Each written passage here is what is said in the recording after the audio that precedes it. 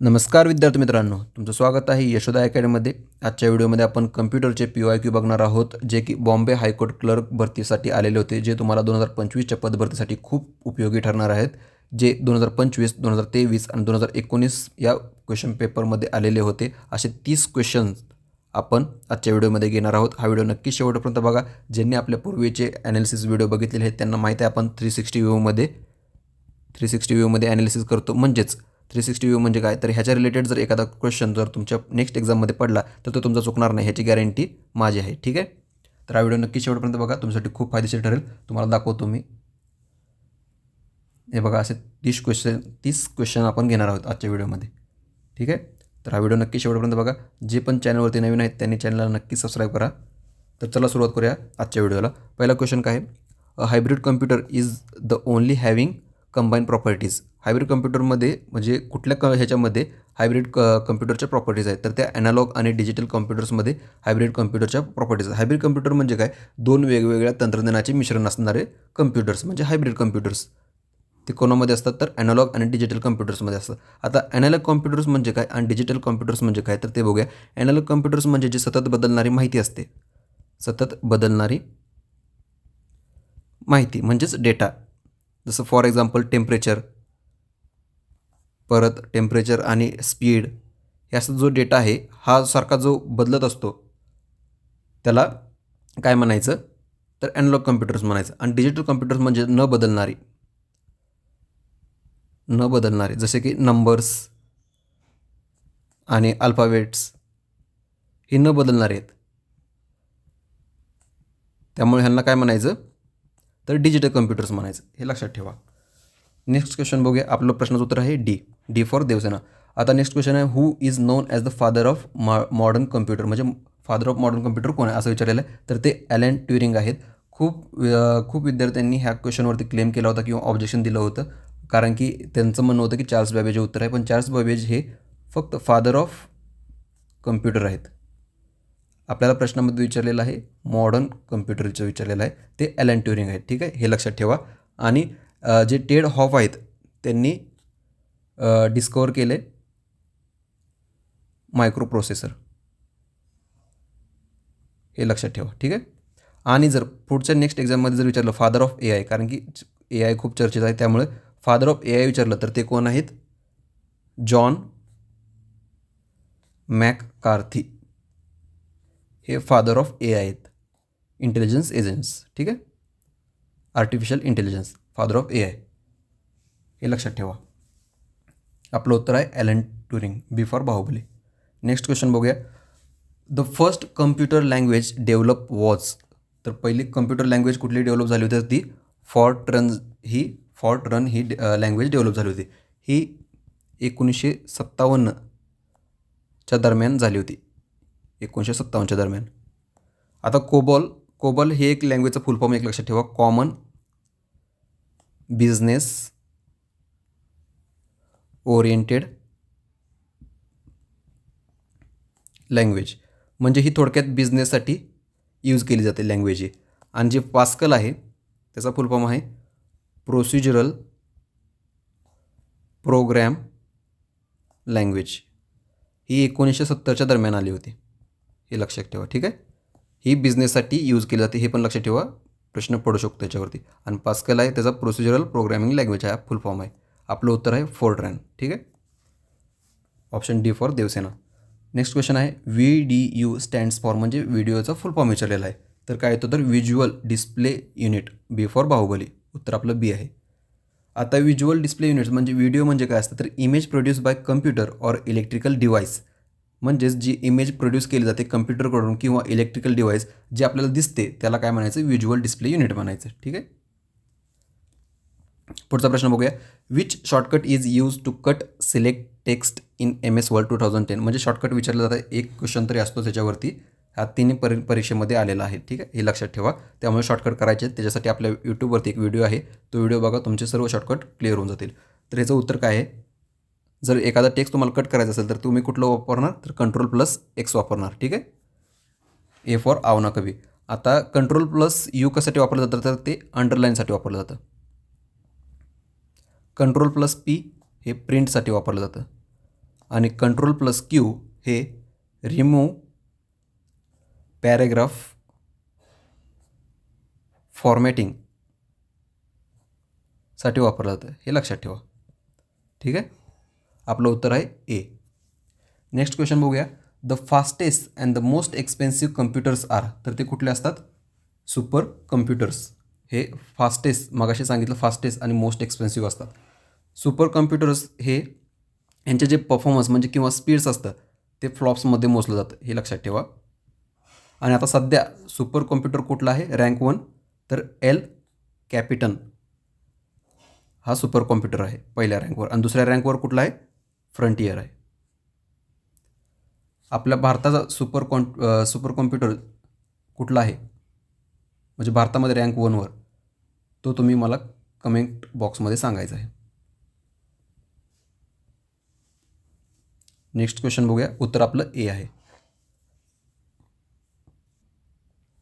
Next question. Which language is use for artificial agency. A आयसाठी कुठली language वापरली जाते? मगाशी काय सांगितलं, फादर ऑफ ए आय कोण आहेत? तर जॉन मॅककर्ती आहेत, हे लक्षात ठेवा. आता आर्टिफिशियल एजन्सीसाठी कुठली लँग्वेज वापरली जाते असं विचारलेलं आहे. तर ती C++ वापरली जाते आणि प्रोलॉगसुद्धा वापरली जाते. जेव्हा फायनल आन्सर की आली होती हायकोर्टाची, त्याच्यामध्ये हे दोन्ही उत्तर होते, C++ आणि प्रोलॉग. त्यामुळे दोन्ही लक्षात ठेवायचं आहे. पहिल्या आन्सर कीने C++ दिलं होतं, नंतर दुसऱ्या आन्सर कीने हे दोन्ही उत्तर दिलेत. आपलं उत्तर सी आणि डी दोन्ही आहे. ठीक आहे. आता next question. The chip use in computers is made of. ती कशापासून बनवली जाते? तर सिलिकॉनपासून बनवली जाते. ऑप्शन ए फॉर आवना कवी. ठीक आहे, सिलिकॉनपासून चिप बनवली जाते. जी कम्प्युटरमध्ये यूज केली जाते चिप, ती सिलिकॉनपासून बनवली जाते. Next question. ULSI stands for म्हणजे ULSSचा फुल फॉर्म विचारला. 2 फुल फॉर्म विचारले आहेत बघा या एक्झाममध्ये 2025च्या एक्झाममध्ये, त्यामुळे फुल फॉर्म करा तुम्ही. ठीक आहे, त्याची लिस्ट आपण टेलिग्राम चॅनलवर देतो. टेलिग्राम एक बॉम्बे हायकोर्टासाठी एक स्पेशल म्हणजे वेगवेगळा टेलिग्राम चॅनल एक ग्रुप बनवलेला आहे, त्याच्यावरती मी माहिती देत असतो. त्याच्यावर तुम्हाला सर्व जे शॉर्ट फॉर्म्स आहेत आणि फुल फॉर्म आहेत ते देईल आणि एक शॉर्टकट कीज पण त्याच्यावरती देईल तुम्हाला. तर ह्याचा फुल फॉर्म काय आहे? तर ULSIचा तर अल्ट्रा लार्ज स्केल इंटिग्रेशन हा त्याचा फुल फॉर्म आहे. Ultra large scale integration. Option A. Next question. Third generation computers were base on. हे थर्ड जनरेशन कम्प्युटर्स कशावरती बेस असतात? तर आता आपण टोटल 5च्या 5 आधीच जनरेशन बघूया, नंतर उत्तर बघूया. तर पहिल्या जनरेशनमध्ये व्हॅक्यूम ट्यूब्स वापरले जातात. दुसऱ्या जनरेशनमध्ये ट्रान्झिस्टर वापरले होते. तिसऱ्या जनरेशनमध्ये IC आणि चौथ्या जनरेशनमध्ये VLSI आणि 5व्या जनरेशनमध्ये AI आणि ULSI. ठीक आहे, हे लक्षात ठेवा. म्हणजे मगाशी आपण बघितलं बघा, जे अल्ट्रा लार्ज स्केल इंटिग्रेशन हे 5व्या जनरेशनमध्ये वापरलं जातं. ठीक आहे. VLSI हे 4थ्या जनरेशनमध्ये बघितलं आपण, हे 5व्या जनरेशनमध्ये, IC 3ऱ्या जनरेशनमध्ये आणि हे जे व्हॅक्यूम ट्यूब आहेत हे कुठल्या जनरेशनमध्ये वापरलं जातं? तर हे पहिल्या जनरेशनमध्ये वापरलं जातं. आपला प्रश्न आहे थर्ड जनरेशनवरती, तर ऑप्शन 3 येते. ठीक आहे, उत्तर आपलं ऑप्शन सी आहे थर्ड जनरेशनसाठी. आता तुमचे 5चे पण जनरेशन क्लिअर केलेत. जर नेक्स्ट एक्झाममध्ये जर विचारला जनरेशनवरती तर तुमचा तो चुकला नाही पाहिजे प्रश्न. पुढचं बघूया. हे 2023चे प्रश्न आहेत, ते बघूया आता. Which one can be use for creating documents. आता डॉक्युमेंट्स क्रिएट करण्यासाठी कुठला हे वापरलं जातं? तर ते बघूया. तर ते कुठलं असतं डॉक्युमेंटसाठी? तर MS वर्ड असते. MS वर्डमध्ये काय केलं जातं? तर डॉक्युमेंट बनवले जातात. MS एक्सेलमध्ये काय केलं जातं? तर शीट्स बनवले जातात. पॉवर पॉईंटमध्ये काय असतं? तर प्रेझेंटेशनसाठी केलं जातं किंवा स्लाईड्स बनवले जातात. हे लक्षात ठेवा. MS एक्सेल आणि MS पॉवर पॉईंट. MS वर्डमध्ये डॉक्युमेंट्स बनवले जातात. Next question. उत्तर आपलं सी आहे. Next question. 2 kinds of main memory are. तर त्या 2 मेन मेमरी कुठल्या आहेत? तर रॅम आणि रोम आहेत. आता पहिला आपण रॅम आणि रोमचा डिफरन्स बघूया. रॅम आणि रोम. रॅम ही टेम्पररी मेमरी असते, ह्याच्यावरती प्रश्न येतो जा. टेम्पररी मेमरी आणि ही परमनंट मेमरी असते. म्हणजे ह्याच्यात जर पॉवर कट ऑफ झाली म्हणजे पॉवर गेली तर डेटा हा लॉस्ट होतो. ह्याच्यात डेटा लॉस्ट होत नाही, हे लक्षात ठेवा. हे झाले रॅमचे आणि रोमचे डिफरन्स झाला हा, ठीक आहे, हा लक्षात ठेवा. परत काचे मेमरी एक असते. काचे मेमरी ह्याच्यात ही सगळ्यात फास्ट असते. जर सगळ्यात फास्ट मेमरी विचारली तर काचे मेमरी असते, त्याच्यात जास्त स्पीड असतो. आणि ही CPU आणि मेन मेमरीच्या मध्ये असते, हे एक लक्षात ठेवा. आता प्रायमरी मेमरी आणि सेकंडरी मेमरी अशा दोन असतात. प्रायमरीलाच मेन मेमरी असं म्हटलं जातं आणि दुसरी कुठली असते तर सेकंडरी मेमरी असते. प्रायमरी मेमरीमध्ये कोण येतं तर काचे मेमरी येते, परत रॅम आणि रोम येते. आणि सेकंडरी मेमरीमध्ये कोण येतं तर USB, CD आणि हार्ड ड्राईव्ज हे कशामध्ये येतात तर सेकंडरी मेमरीजमध्ये येतात, हे लक्षात ठेवा. प्रायमरी मेमरीलाच मेन मेमरी म्हटलं जातं, त्याच्यामध्ये काचे, रॅम आणि रोम येतं. सेकंडरी मेमरीमध्ये USB, CD आणि हार्ड ड्राईव्ज येतात. काचे मेमरी सगळ्यात फास्ट असते आणि ही CPU आणि मेन मेमरीमध्ये असते. आणि म्हणजे सिच्युएटेड बिटवीन CPU आणि मेन मेमरी. रॅमचा आणि रोमचा पण आपण डिफरन्स बघितला. रॅम ही टेम्पररी मेमरी असते आणि रोम ही परमनंट मेमरी असते. जर डेटा लॉस झाला म्हणजे जर पॉवर कट झाली तर डेटा लॉस्ट होतो रॅममध्ये, आणि रोममध्ये पण जर पॉवर कट झाली तर डेटा लॉस्ट होत नाही, हे पॉईंट लक्षात ठेवा. उत्तर आपलं रॅम आणि रोम आहे. नेक्स्ट क्वेश्चन बघूया. File specification books are created for. आता फाईल स्पेसिफिकेशन बुक्स काय असतं ते आधी पहिलं बघूया आपण. फाईल स्पेसिफिकेशन बुक म्हणजे काय असतं, ज्या फाईलमध्ये कोणता डेटा आहे तो कसा साठवलेला आहे हे आपल्याला समजतं, ठीक आहे. म्हणजे फाईलमध्ये कोणता डेटा आहे आणि तो कसा साठवलेला आहे हे आपल्याला समजतं. तर कोणासाठी क्रिएटेड केलेलं असतं तर ते प्रोग्रॅमरसाठी क्रिएटेड केलेलं असतं, ठीक आहे. सिस्टीम ॲनालिसिस काय असतं तर फाईल नाव, साईज, टाईप, सविस्तर माहिती असलेले पुस्तक हे सिस्टीम ॲनालिसिससाठी असतं. पण हे जे फाईल स्पेसिफिकेशन बुक आहे हे प्रोग्रॅमरसाठी असते. Option D for Devasena. आता नेक्स्ट क्वेश्चन बघूया. पार्ट्स यूज फॉर म्हणजे कोणता पार्ट हा कॅल्क्युलेटिंग अँड कम्पेअरिंगसाठी वापरला जातो, तर तो कुठला असतो तर ALU. म्हणजेच ALUचा फुल फॉर्म पण लक्षात ठेवा, arithmetic logic unit. Arithmetic logic unit हा त्याचा फुल फॉर्म आहे. हा एक CPUचा भाग आहे, हा एक लक्षात ठेवा, जो की कॅल्क्युलेशन आणि लॉजिकल ऑपरेशनसाठी त्याचा उपयोग केला जातो ALUचा. ऑप्शन डी आहे, D for Devasena. Next question बघूया. Backup and recovery procedure are meant for. म्हणजे बॅकअप आणि रिकव्हरी प्रोसिजर हे कशासाठी केले जातात तर ते हँडलिंग करप्टेड फाईलसाठी केले जातात, कारण की हे आपलं प्रायमरी आहे, ठीक आहे. उद्दिष्ट मेन हे आहे, त्यामुळे उत्तर हे बी आहे. आता डेटा आणि रिडन्सी ह्याच्यामध्ये काय असतं तर जे डुप्लिकेट डेटा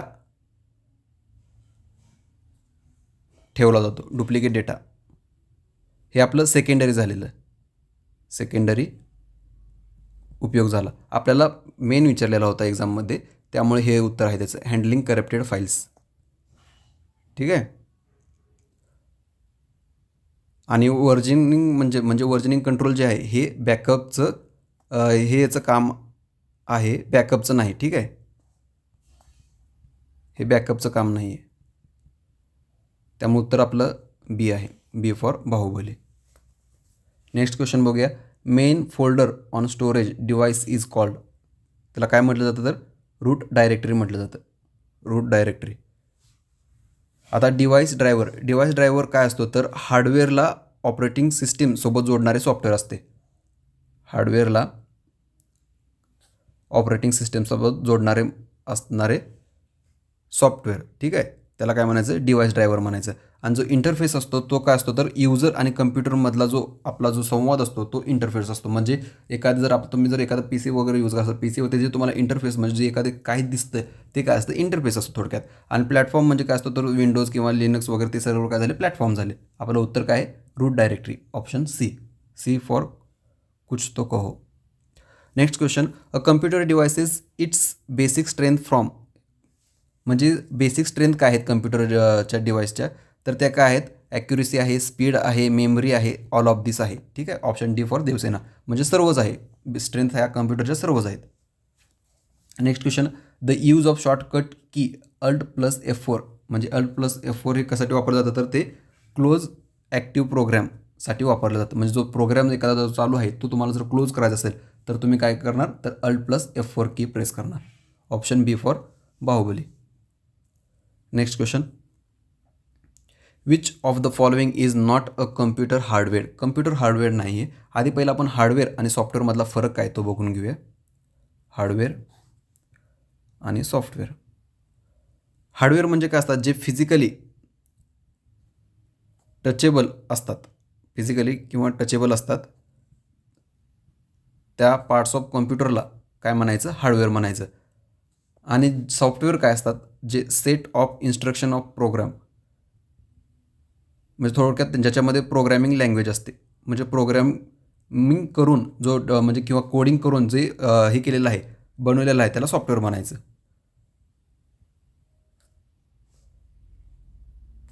ह्याच्यामध्ये काय काय येणार, सगळे जे हार्डवेअर जे फिजिकल टच करू शकतो तुम्ही, जे माऊस, कीपॅड वगैरे, आणि ह्याच्यामध्ये सर्व जे ऑपरेटिंग सिस्टीम वगैरे आहेत, ठीक आहे, ते ह्याच्यामध्ये येणार.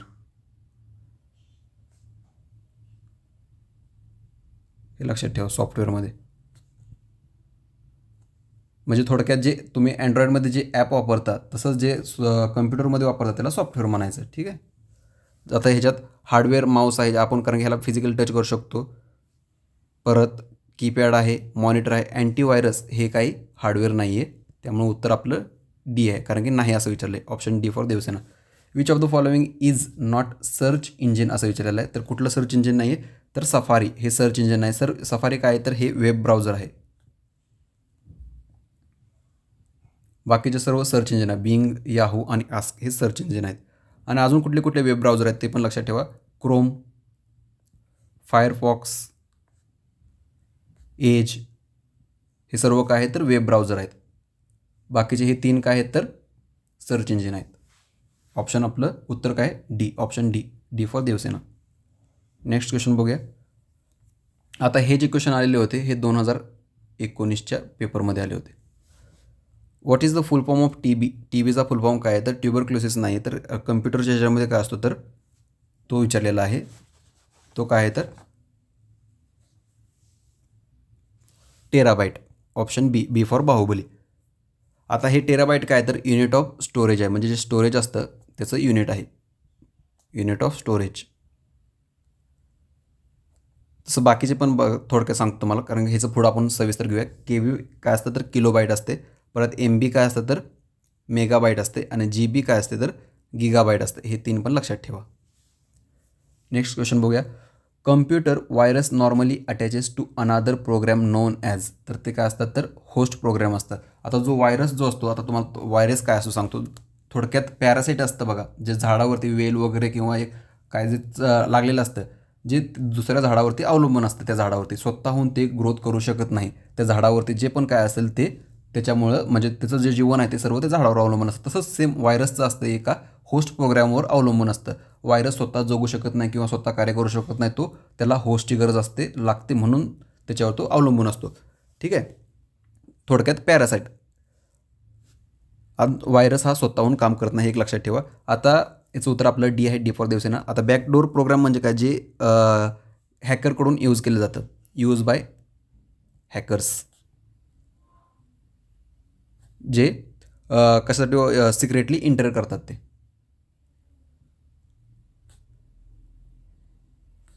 ठीक आहे, हे बॅकडोर प्रोग्राम झाले. टार्गेट प्रोग्राम हे काय टेक्निकल टर्म नाही आहे. आता ट्रोजन हॉर्स एक महत्त्वाचं आहे, हे नेक्स्ट एक्झाममध्ये जर विचारलं जाऊ शकतो, तर त्यासाठी लक्षात ठेवा.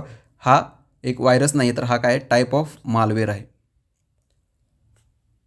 हा टाईप ऑफ मालवेअर आहे. ह्याला होस्टची आवश्यकता नसते, म्हणजे हा व्हायरसच्या अपोजिट आहे. ह्याला होस्टची आवश्यकता नसते. हा काय असतो, तर हा प्रिटेंड्स करतो की हा गुड सॉफ्टवेअर आहे, म्हणजे वरून वरून देखावा करतो की मी खूप आतून चांगला आहे, असं प्रिटेंड्स करतो तो. पण जर आपण त्याच्यानंतर जर तो इन्स्टॉल केला तर तो काय करतो, डॅमेज करतो आपल्या कम्प्युटरला. हे 3 पॉईंट खूप महत्त्वाचे आहेत, लक्षात ठेवा, नेक्स्ट एक्झामसाठी विचारू जाऊ शकतात. ट्रोजन हॉर्स काय आहे, हा टाईप ऑफ मालवेअर आहे, ह्याला होस्टची आवश्यकता नसते, व्हायरसला होस्टची आवश्यकता असते आणि हा प्रिटेंड करतो की हा गुड सॉफ्टवेअर आहे, म्हणजे वरून दाखवतो की मी चांगला आहे, पण हा जर आपण इन्स्टॉल केला तर तो काय करतो, कम्प्युटरला डॅमेज करतो. हे ट्रोजन हॉर्सबद्दल आहे, लक्षात ठेवा. आपलं उत्तर काय, D for Devasena. Next question, which of the following is output device. आता आउटपुट डिव्हाइस विचारलेलं, आता आपल्यावरती प्रश्न विचारला जातो इनपुट आणि आउटपुट डिव्हाइसवरती विचारलं जातं. इनपुट म्हणजे काय, ज्याच्यामध्ये आपण इनपुट टाकलेलं आहे, म्हणजे माहिती दिलेली आहे, प्रोव्हाइड केलेली आहे. आणि आउटपुट म्हणजे काय, आपल्याला त्याच्यातून माहिती मिळते, म्हणजे आपल्याला काय तर त्याच्याकडून आपल्याला स्वतःला मिळते. ठीक आहे, आणि ह्याच्यातून आपण काय तर स्वतः देतोय तिथे. ठीक आहे, हे लक्षात ठेवा. आता इनपुट कुठले कुठले आहेत, कीबोर्ड झालं, माऊस झाला, परत स्कॅनर, ह्याच्यामध्ये आपण स्वतः काहीतरी देतोय. आणि पण आता ह्याच्यामध्ये आउटपुटमध्ये काय काय येतं, प्रिंटरमध्ये आपल्याला काहीतरी प्रिंट करून भेटते. परत मॉनिटरवर आपल्याला काहीतरी भेटते, म्हणजे त्याच्यावर स्क्रीनवरती काहीतरी दिसते आपल्याला मॉनिटरवरती. स्पीकर, ज्याच्यातून आपल्याला काहीतरी गाणी वगैरे ऐकायला भेटत आहेत.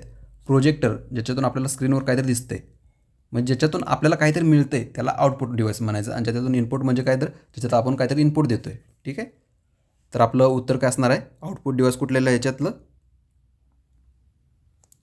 प्रिंटर हे आउटपुट डिव्हाइस. माऊस काय इनपुट आहे, कीबोर्ड इनपुट आहे, स्कॅनर काय इनपुट डिव्हाइस, हे लक्षात ठेवा. आता नेक्स्ट क्वेश्चन, 1 GB म्हणजे किती. ह्याच्या आधी आपण सर्व जे स्टोरेज डिव्हाइस आहे, स्टोरेज जे बायनरी वगैरे डिव्हाइस हे स्टोरेज आहे ते आपण बघून घेऊया. 1 बाईट बरोबर 8 बीट असतात, 8 बिट्स असतात. 1 KB बरोबर 1024 बाईट्स असतात.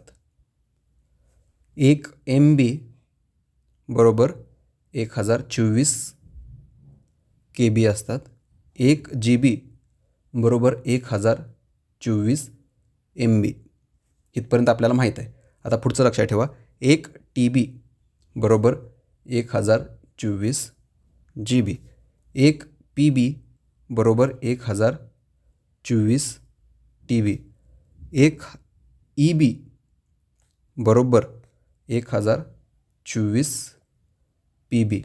आणि 1 ZB बरोबर 1024 EB. आणि 1 YB बरोबर 1024 ZB. YB हा सगळ्यात हायेस्ट असतो, त्यामुळे लक्षात ठेवा YB म्हणजे काय तर योट्टाबाईट. जर विचारलं हायेस्ट स्टोरेज कुठला आहे तर योट्टाबाईट आहे. 1 योट्टाबाईट बरोबर किती, 1024 ZB. ठीक आहे, हे लक्षात ठेवा, योट्टाबाईट लक्षात ठेवा, YB हे लक्षात ठेवायचं आहे. इथून तुम्हाला लक्षात ठेवायचं, कारण हे वरचं तर माहीत आहे आपल्याला. 1 KB बरोबर 1024 बाईट्स, 1 MB बरोबर म्हणजे 1024 KB, 1 GB बरोबर 1024 MB. बाकीचे पुढचे लक्षात ठेवा, 1 TB, 1 PB, 1 EB, 1 ZB आणि 1 YB. ठीक आहे, YB आहे, लक्षात ठेवा. तर आपलं उत्तर काय, 1 GB बरोबर किती, 1024 MB आहे. Option D for Devasena. Next question बघूया.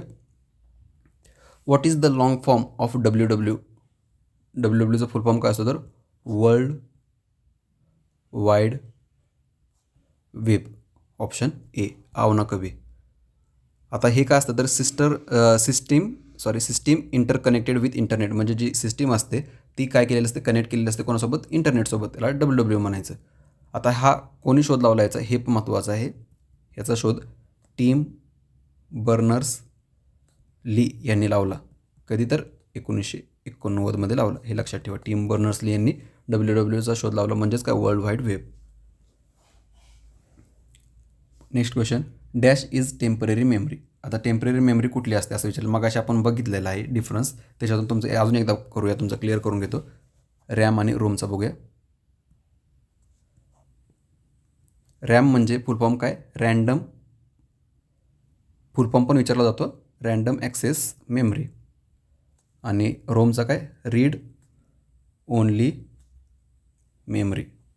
ही ओलाटाईल असते, हा लक्षात ठेवा पॉईंट. आणि ही नॉन ओलाटाईल असते. मग सांगितलं आहे, जर पॉवर ऑफ झाली तर ह्याचा डेटा लॉस्ट होतो, ह्याचा डेटा लॉस्ट होत नाही. आणि ही टेम्पररी आहे, थोड्या कालावधीसाठी असते. आणि ही जी असते ती परमनंट असते. परमनंट असते. असं लक्षात ठेवा. राम जो मित्र आहे तुमचा तो टेम्पररी आहे असं लक्षात ठेवा. थोडक्यात लक्षात ठेवायचं म्हणून, ठीक आहे. आणि तो लॉस्ट होऊ शकतो कधीही असं लक्षात ठेवा. आणि तो ओव्हरटाईल आहे आणि त्याचा फुल फॉर्म काय तर रँडम ॲक्सेस मेमरी आहे. रॅममध्ये रोममध्ये काय असतं रँडम ओनली मेमरी त्याचा फुल फॉर्म. आणि ही नॉन ओव्हरटाईल असते. जर पॉवर कट झाली तर लॉस्ट होत नाही डेटा. आणि ही परमनंट मेमरी असते हे लक्षात ठेवा. फ्लॅश मेमरी ही नॉन ओव्हरटाईल असते हे पण लक्षात ठेवा. आणि बाकीचे जे आहेत ते परमनंट आहेत. फक्त जो रॅम आहे हा टेम्पररी मेमरीमध्ये येतो, म्हणजे त्याची थोड्या कालावधीसाठी असते मेमरी. रॅम उत्तर आपलं बी आहे. B for Baahubali. Next question बघूया. Process of transferring files from internet to computer is called. त्याला काय म्हटलं जातं?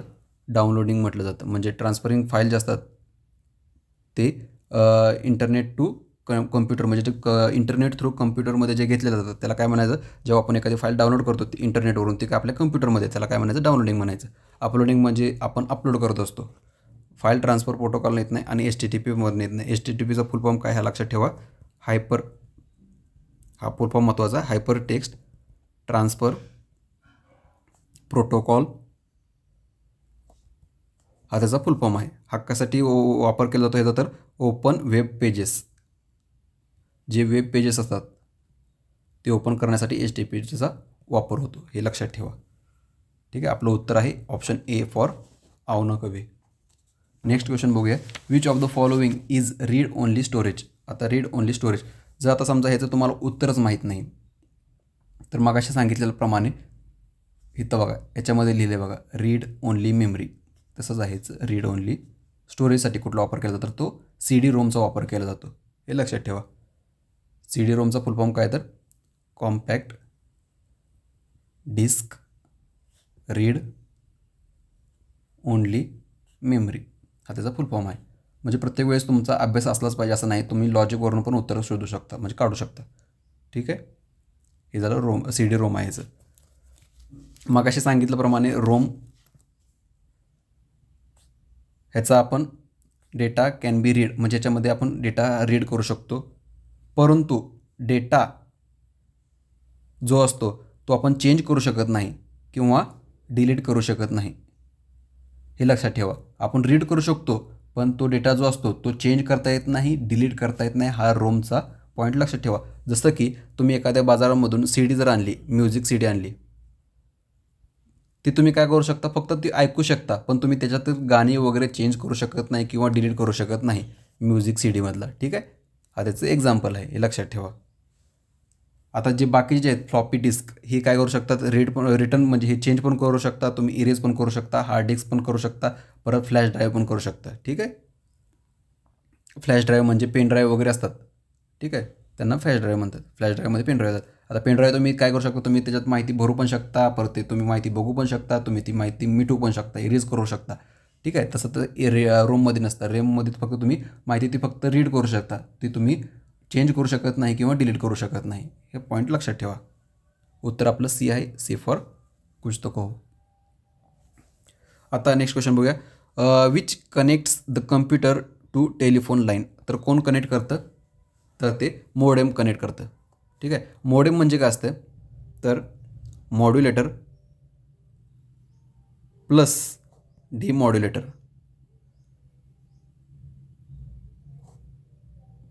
डेम आणि इथं मॉड्युलेटर प्लस डिमॉड्युलेटर असतं. आता हे काय करतं? जे सिग्नल असतात ते म्हणजे डिजिटल सिग्नल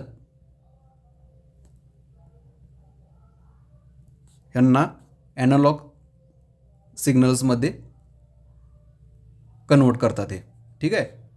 हे कोणाचं काम आहे? तर मोडेमचं काम आहे. आणि परत ॲनालॉग सिग्नलचं डिजिटल सिग्नलमध्ये ह्याचं काय करतात? कन्व्हर्जन करतात. हे मोडेमचं काम आहे. आता प्रोसेसर काय असतं? प्रोसेसर म्हणजे CPU जो आपला काय असतो? ब्रेन ऑफ कम्प्युटर असतो. USB म्हणजे माहीत आहे जे कशासाठी? डेटा स्टोरेजसाठी वापरलं जातं, त्यामुळे हे पण आपलं उत्तर नाही आहे. आणि मल्टिप्लेक्सर हे काय असतं? तर कंबाईन्स मल्टिपल सिग्नल्स, म्हणजे सिग्नल्स एकत्रितरित्या केलं जातं, त्याला मल्टिप्लेक्सर म्हणायचं. आपलं उत्तर मॉडेम आहे. ठीक आहे. जे काय करतं? डिजिटल सिग्नल्सचं कन्व्हर्जन ॲनालॉग सिग्नल्समध्ये करतात आणि ॲनालॉगचं डिजिटल सिग्नल्समध्ये करतात, त्याला मॉडेम म्हणायचं. म्हणजे कम्प्युटरचं कशाचं कन्व्हर्जन केलं? तर टेलिफोन लाईनमध्ये कन्व्हर्जन केलं असं. उत्तर आपलं B for Baahubali. Next question, लास्टचा क्वेश्चन आहे, what is the full form of IP? IPचा फुल फॉर्म काय असं विचारलेलं आहे. तर काय तो इंटरनेट प्रोटोकॉल आहे. ठीक आहे. ऑप्शन सी फॉर कुछ तो कहो. हे 30 क्वेश्चन होते. याचं आपण पूर्ण सविस्तर विश्लेषण बघितलेलं आहे. हा जर व्हिडिओ तुम्ही शेवटपर्यंत बघितला असेल तर तुमचं मनापासून आभार. आणि प्रत्येक क्वेश्चनचा रिव्ह्यू करा, म्हणजे शेवटपर्यंत रिव्ह्यू करा, ज्याच्यापासून तुम्हाला काय मिळणार आहे, 100% सक्सेस मिळणार आहे. आणि तुमचं यशोदा अकॅडमीकडून तुमचा आभार. जर हा व्हिडिओ तुम्ही शेवटपर्यंत बघितला असेल आणि जर तुम्ही ह्या चॅनलवर जर तुम्ही नवीन असाल तर चॅनलला नक्की सबस्क्राईब करा. आणि जर हा व्हिडिओ तुम्हाला आवडला असेल तर व्हिडिओला नक्की लाईक करा. आणि तसेच आपला टेलिग्राम चॅनलचा जो ग्रुप आहे हायकोर्टसाठी, त्याची जी लिंक आहे ती तुम्हाला डिस्क्रिप्शन बॉक्समध्ये भेटेल, तिथून तुम्ही जॉईन व्हा. इथे तुम्हाला मी सर्व अपडेट देत असतो, त्यामुळे तिथे तुम्ही नक्की जॉईन व्हा. आणि तुमचा अभ्यासात सातत्य ठेवा, जेणेकरून तुम्हाला यश 100% मिळणार आहे. आणि आजचा व्हिडिओ आपण इथेच थांबूया. आजच्यासाठी बस एवढंच. जय हिंद.